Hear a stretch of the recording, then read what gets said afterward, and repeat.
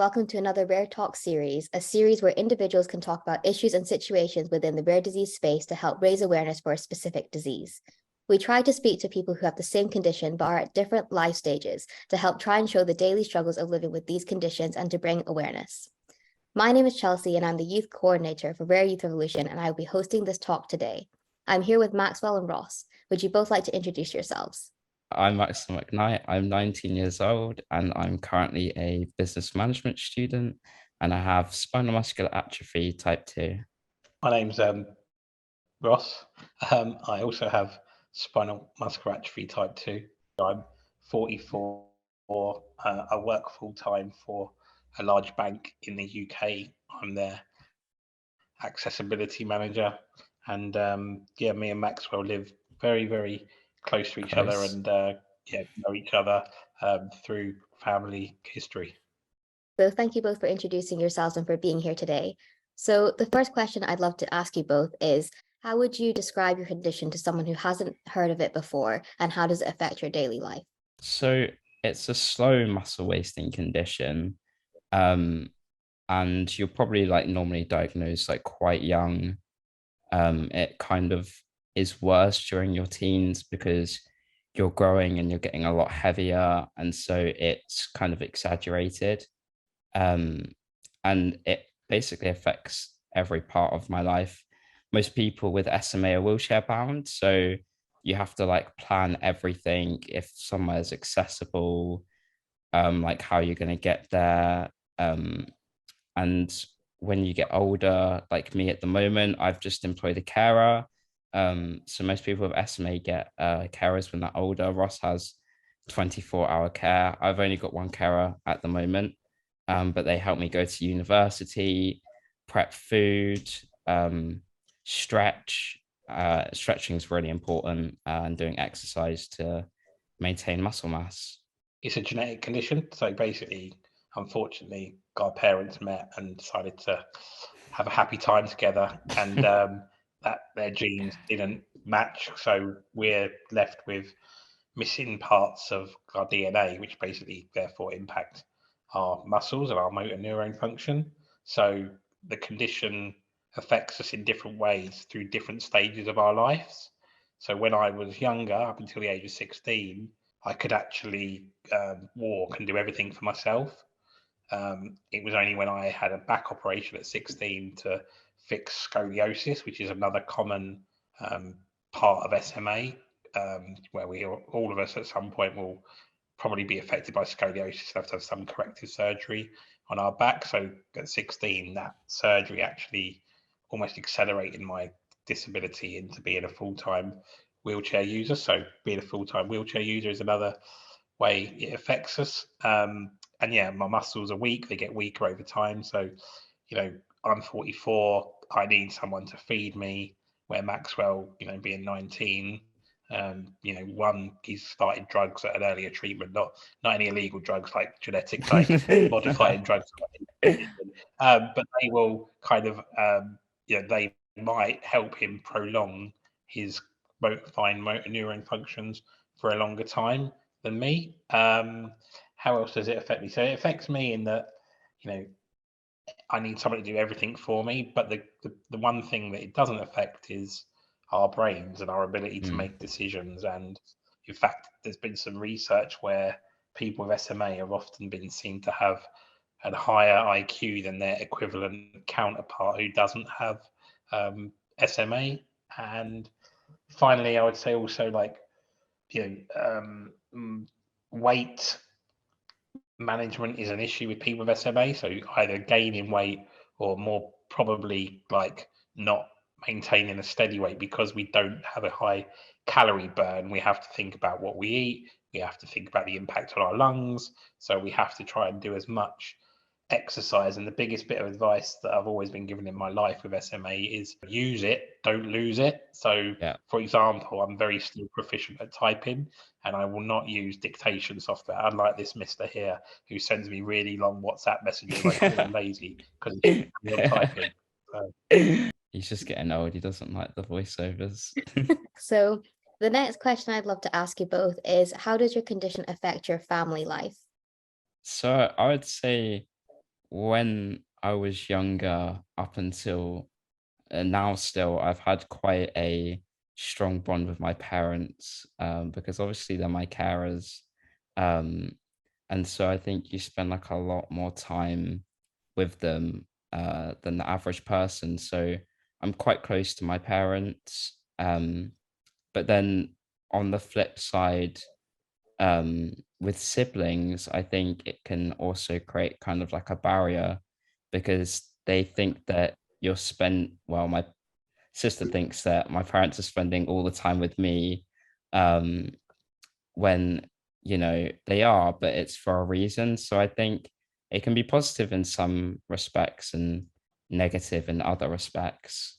It's an interesting one. So slightly different take. So again, kind of, I know Maxwell reasonably well. I've known him since he was a young lad, and one of the things that he didn't share there was I don't think he'd been fully diagnosed at the time that his sister was kind of coming along. So there was a Yeah. worry that maybe at that time they didn't know whether his sister was going to have SMA type 2.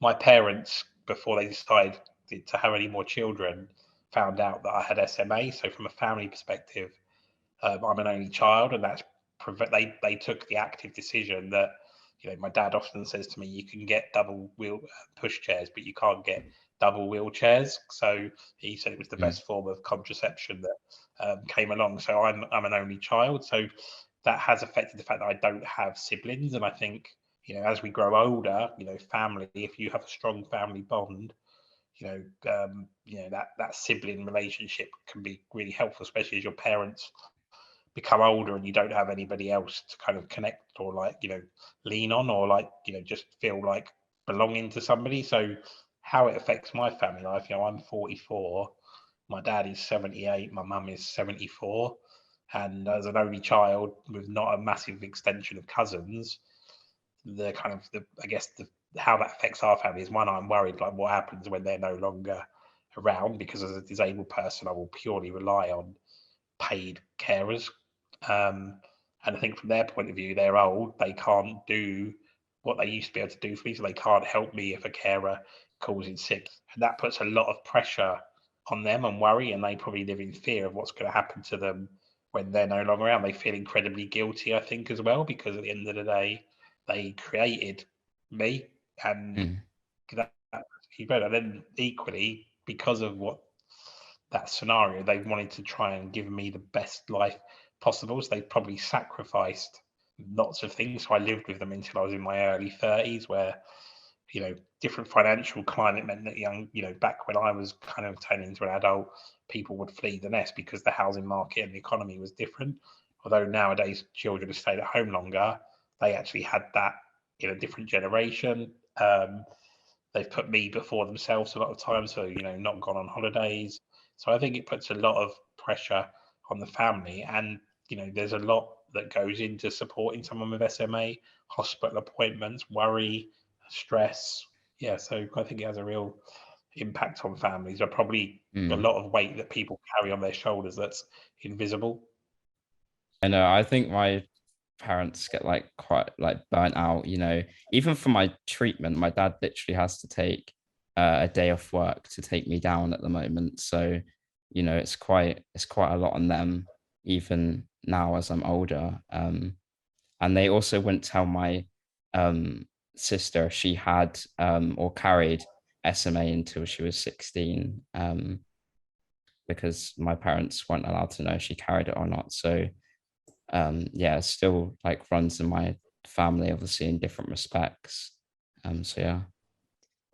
So the next question is, how does your condition affect your school life, education, and or work? So I mean, I'll talk more about the education side.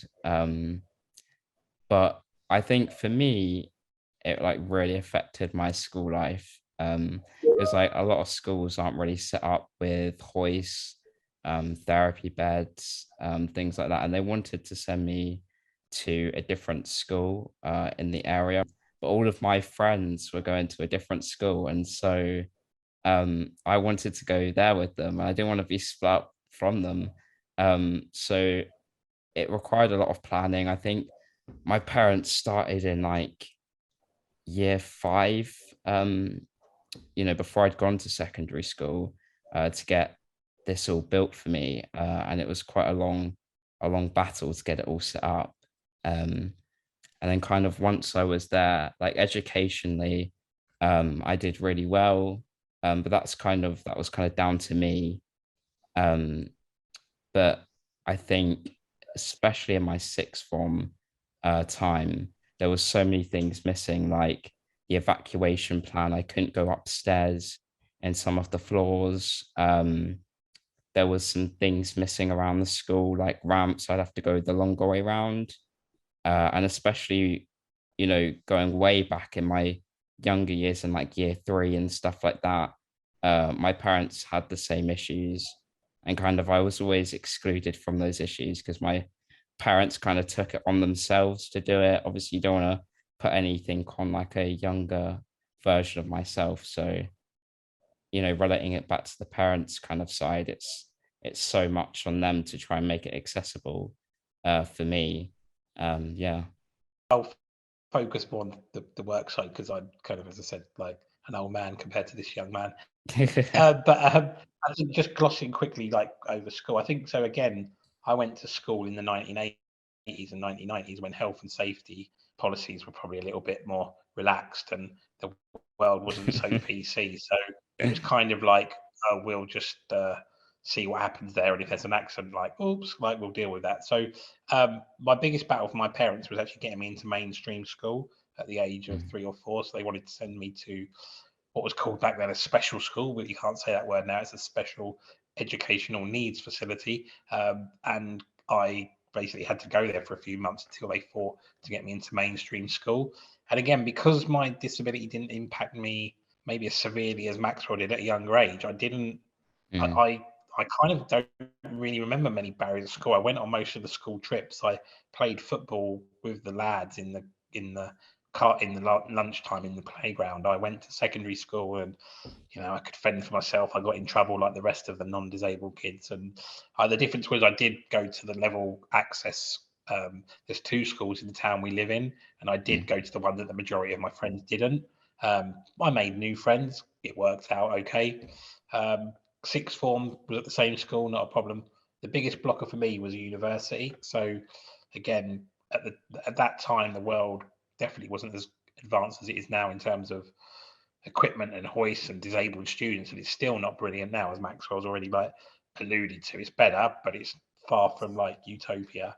And my biggest regret in life was that I couldn't go away to a city and live the true university life where you get in at 4 in the morning and don't wash for days and get into loads of poverty and get broke and borrow loads of loans and all those things that are great and party like you've never partied. The good thing is I came out of uni with no debt, so every cloud's got a silver lining. But I have a job, and the simple answer could be, well, it doesn't really affect me. I've got a really good job.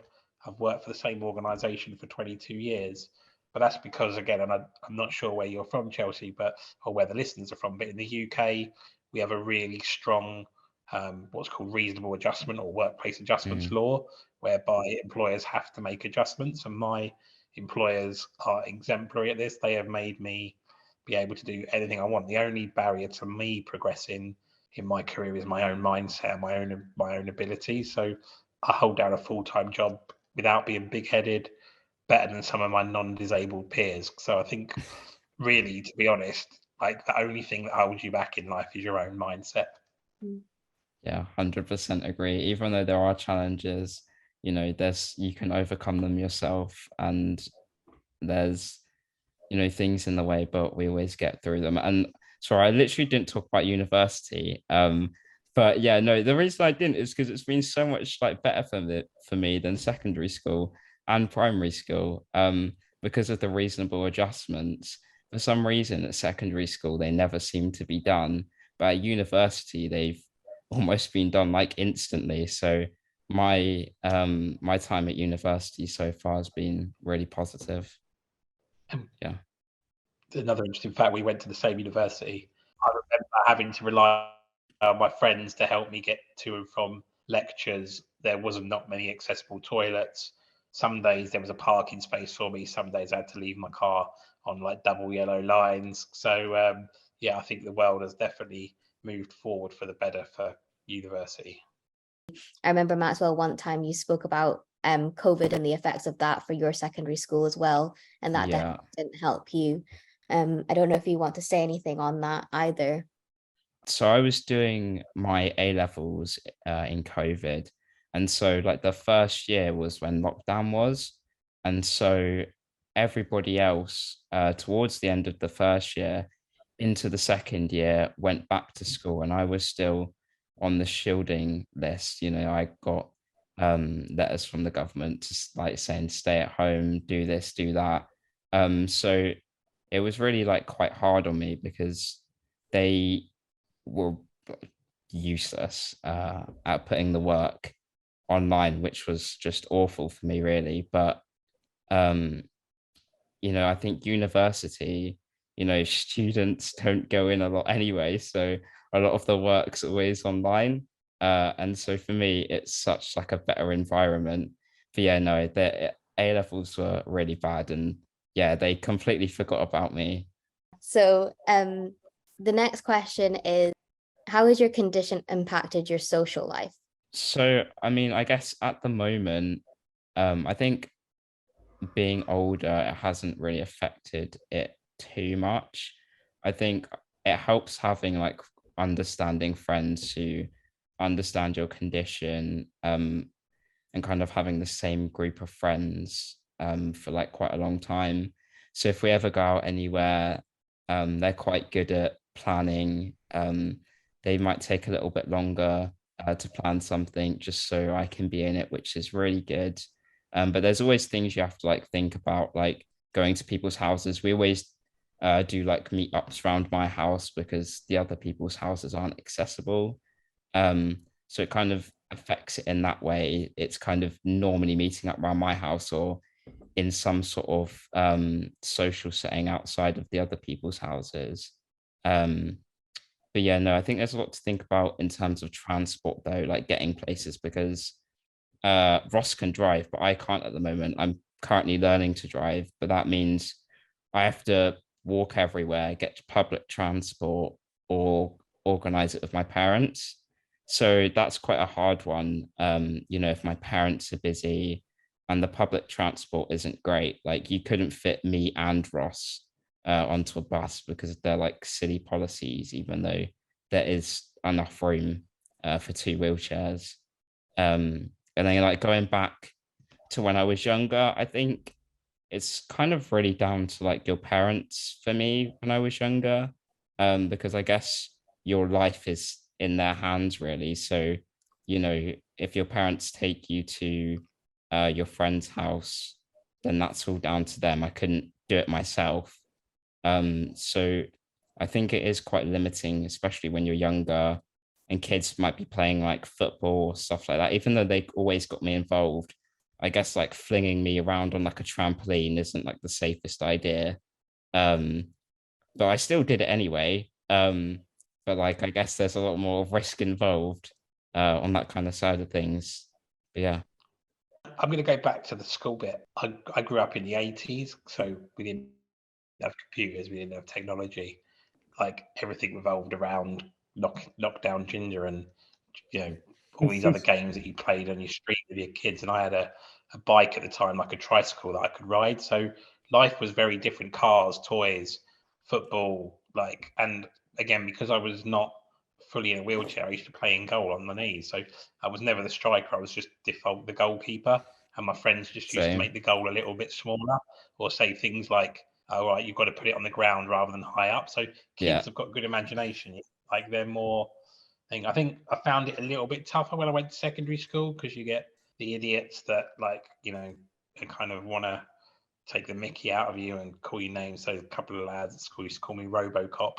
Ironically, I'm really good friends with one of them now, and he's got a disabled son, which is kind of like funny when you look back at the times when you were together. But it didn't affect me again because again, like at 14, 15, I used to go down the park with my mates and drink cider and things like that you shouldn't be doing, and going into the pubs when you were younger at 16. And again, because I had a wheelchair or scooter at that time. I just used to do those things, and then I got a part-time job, and that again meant I had a bit of money to do things. Yes, I did rely on my parents, but I think all of us rely on our parents. I could get in and out of a normal car as well when I was younger. I didn't have my my wheelchair was just fold up into the boot. So friends' parents could do those things. I could swim really well, so it didn't affect me young. And then even into my early 20s, like until the biggest challenge for me has been like as my friends have settled down and they spend less time with me, it becomes harder for me to then go out with them without a carer, because one, I'm a bit more conscious about them maybe helping me go to the bathroom. Two, like I'm less used to them doing it. They've forgotten that, years gone by where I can maybe like undo my own trousers. I can't do that now. So it's more involved and I feel uncomfortable. They maybe feel uncomfortable. I've got some really good friends that still will, one of my closest friends, we go to football together for the day without a PA for, and he'll look after me. He'll, help me go to the bathroom, help me eat and all those things. But, I happen to be, not getting my violin out, but I happen to be single. A lot of my friends are all in relationships with children. So I don't really fit into their clique of kids' parties. And, I kind of still do stuff with them, but I do definitely feel a bit of a disconnect from them. In fact, through friendship, I probably speak to Maxwell more than some of my closest friends that I've been friends with for the last 20 years, because we've got synergies. Like we understand each other's lives and the challenges we're going through. And likewise, my friends who have got children probably chat to our friends with children, because they're going through similar life stages. And I don't think, again, I think it's all circumstantial stuff. I think that's how people relate and connect to each other. Yeah, I would say the biggest impact on my social life is probably that I don't quite fit in that kind of like clique anymore with my friends. Even though people have been like more understanding, it's definitely harder in the fact that when you get to my age, people want to just get in a car and drive off, or like go get in a car, go to a party or something like that, and I can't just get in somebody else's car.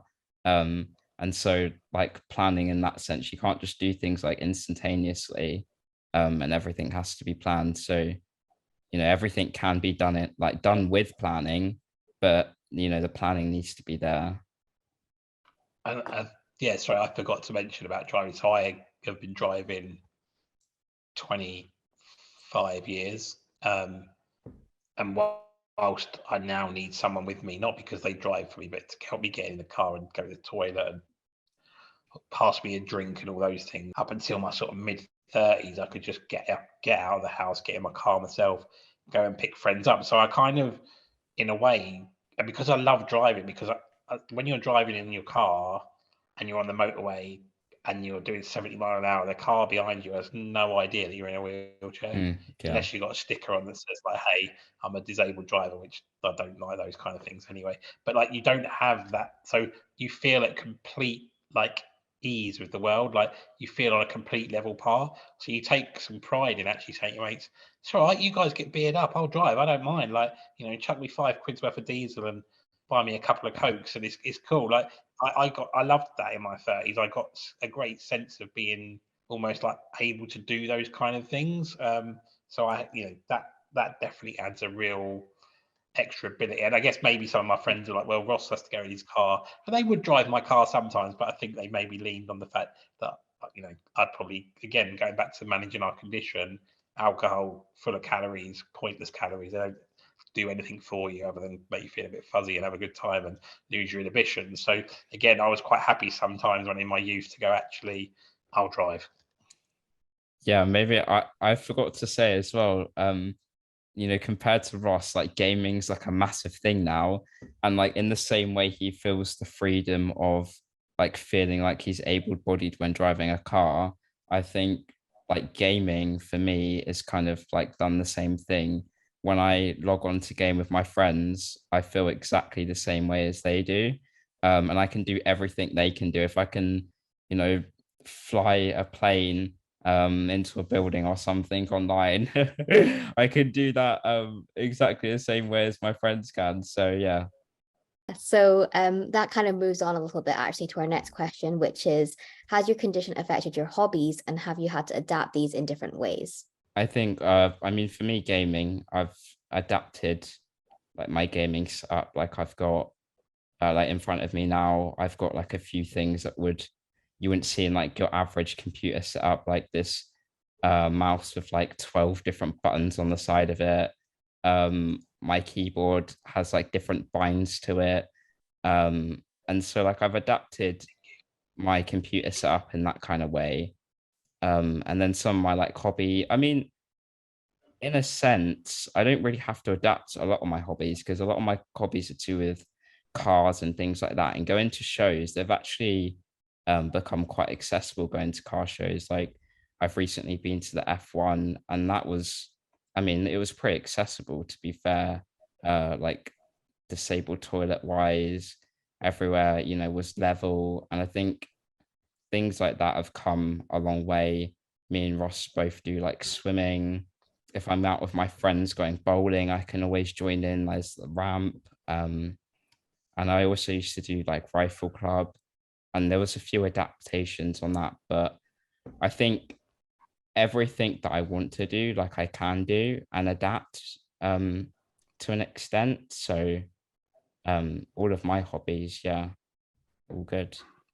So my biggest hobby is going to football, and that's definitely got better over the years. So football stadiums are becoming more accessible wheelchair bays. The newer stadiums are designing them in more accessible ways. It pains me to say it because I'm not a Tottenham fan, but their stadium is really super accessible. I like going out to nice places to eat. That can be difficult because some of them, the restaurants that are like funky and cool, don't necessarily have access. So recently I went to a restaurant in London. They just opened their second chain, but they've got their first chain is in Chigwell in Essex in an old house that didn't have any wheelchair access. So for 3 years I've been wanting to go there, and then they opened one in London, and that made very successful. So that made me able to fulfill that, I guess, bucket list item.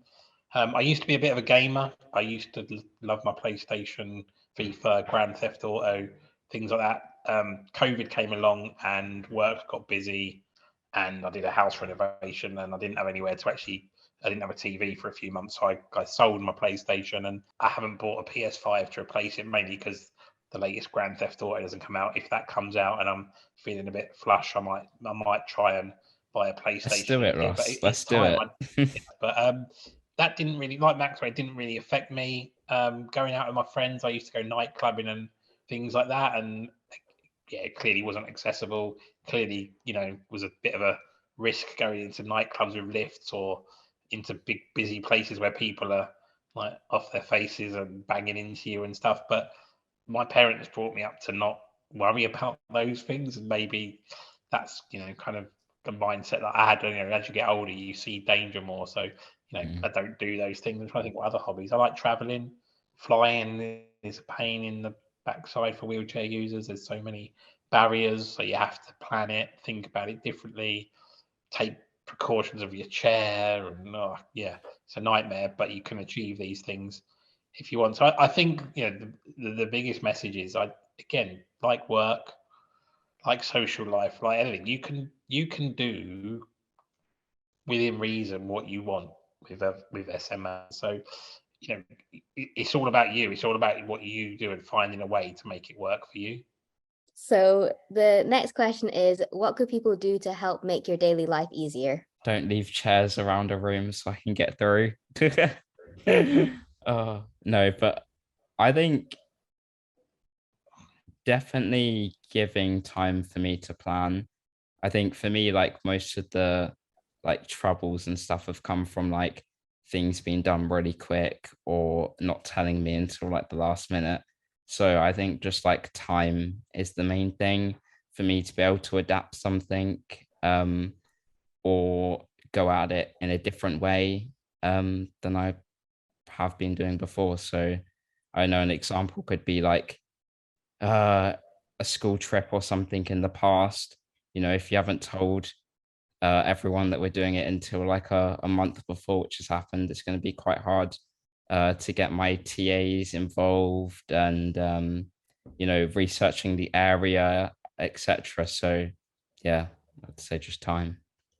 I think every particular strand of diversity, so whether it's disability, LGBTQ, race, religion, diets, I think we all face barriers and challenges, and we could all say that our particular impact of whatever our and Maxwell represents, intersectionality of mixed race and a disability, so faces more barriers and challenges in life potentially. And I think, but I guess, I do think disabled people probably, based on experience, I do think we do experience more frequent, regular challenges. So, like, for example, if I think about work and organising a meeting that involves lunch, you kind of immediately go like, diet, vegetarian, vegans, halal. It just comes naturally. But I don't think necessarily people think, oh, I'm on a train. There's a space there for disabled people, but there's another space 3 seats down. I'll carry on walking. They'll sit there, and I don't think that's intentional, like hatred or spitefulness or ableism. I think it's just thoughtlessness. So I think maybe one of the things to do, people could do to make life easier, is just think a little bit more. I don't think you can't expect people who don't have a disability to be an expert on your disability in your life. You want them to be, I guess, an ally though. So if we care about the world and they care about you and disabled people, maybe championing things that they see that's not right. So if their partner or their friend says, oh, don't worry, I'm just nipping into Tesco's, there's no spaces, I'll quickly park in the disabled bay, they should, if they're a true friend and ally, they go, hang on a minute, that's not right, because Maxwell and Ross, my mates, are in wheelchairs, they could come along and need to use that bay, like it'll take 2 seconds to go and park over there.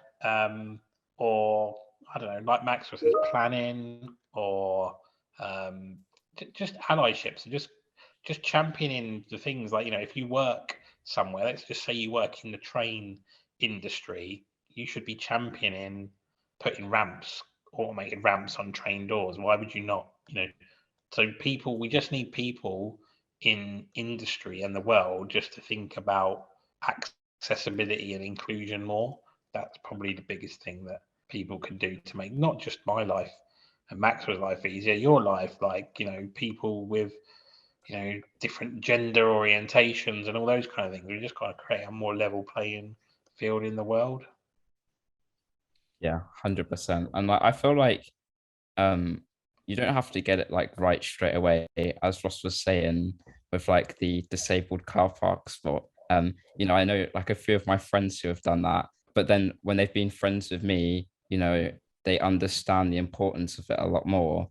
And like, if I make a new friend, it takes, a few months for them to fully realize what my challenges are and what I might have been through. And so it's kind of like a learning experience for them as well. So I think definitely like more awareness, and just things like this really help people to understand what a disabled person might go through in their challenges. And once they understand that, then, next time they go to do something like that, they might not do it. So the next question is, what are some future goals you have, and what obstacles do you face with trying to meet these due to your condition?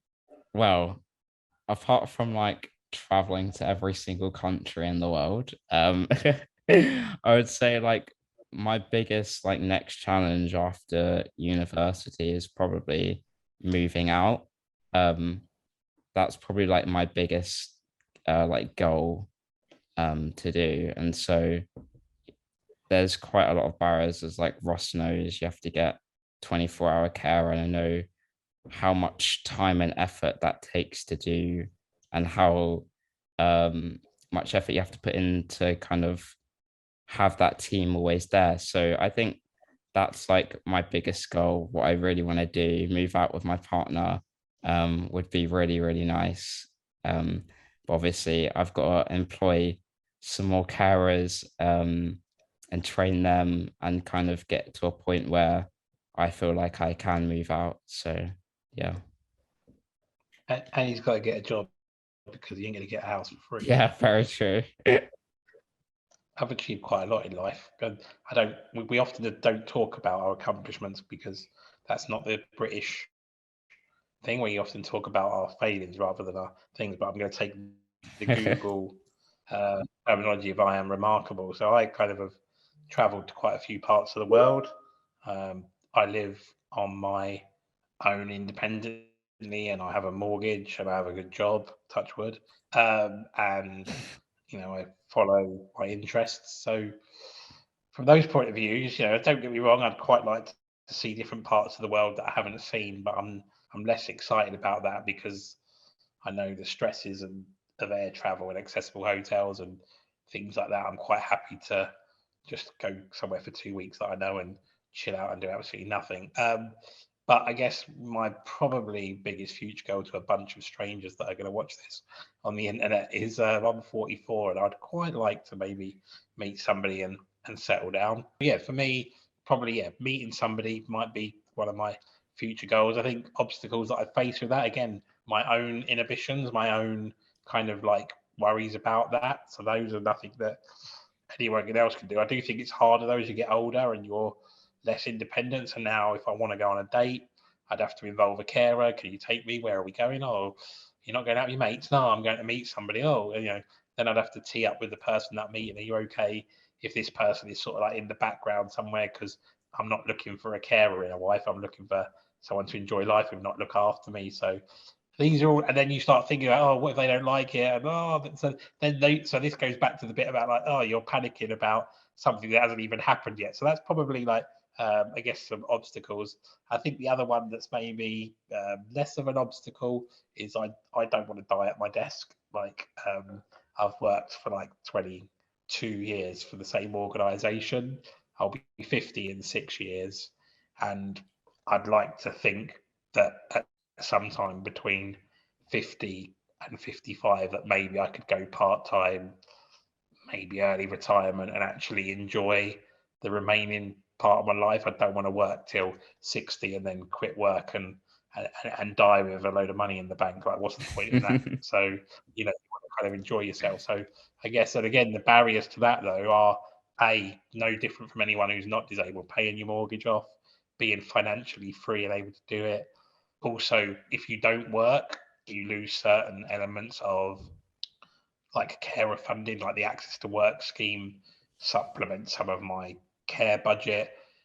So that would have a knock-on impact on that. You also, it's expensive being disabled. Like, you always have to pay for 2 people to go somewhere. You have to probably stay in a better hotel because the lesser hotels don't have accessible rooms.